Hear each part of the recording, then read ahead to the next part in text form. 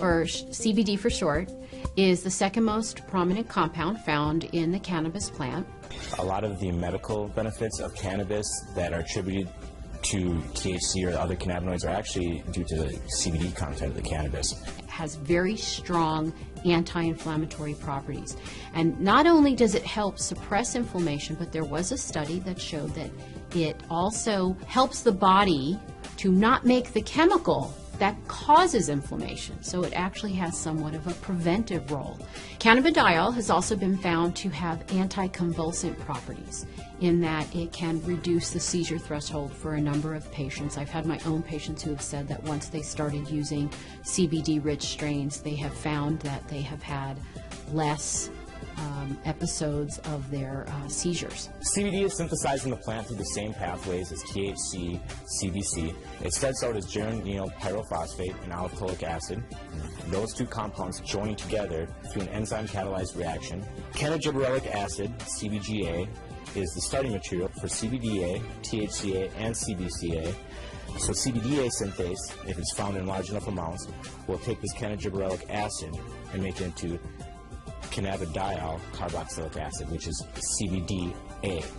CBDA is CBD with a carboxylic acid attached to it. Now, with heat or through time, this carboxylic acid will naturally release from the compound, as it's very unstable, and become CBD.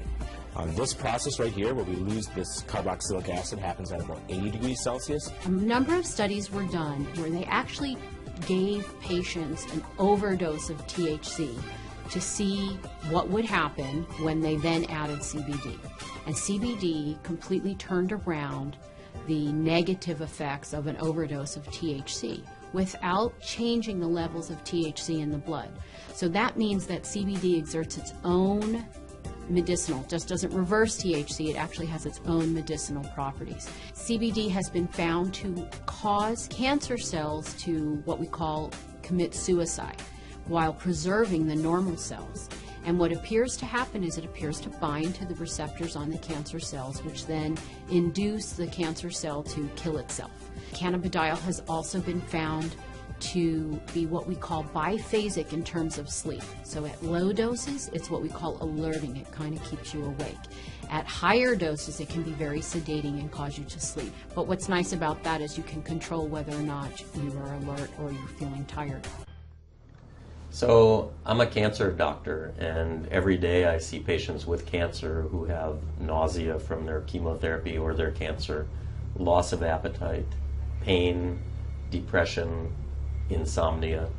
And my experience over the past 30 years of being an oncologist is that there's one medicine that I could recommend to patients that can take care of all of those problems. Instead of writing 5 different prescription drugs, all of which have side effects and addictive potential, I can tell my cancer patients to try marijuana to take care of any combination of those symptoms. It's truly amazing the number of conditions that respond favorably to cannabis. The number one condition is pain. Cannabis is useful in relieving people's pain. It's particularly effective in relieving pain from connective tissue disorders, from arthritis, from fibromyalgia, from systemic lupus, from reflex sympathetic dystrophy, a whole host of conditions that we don't really understand very well. People seem to get good relief from cannabis.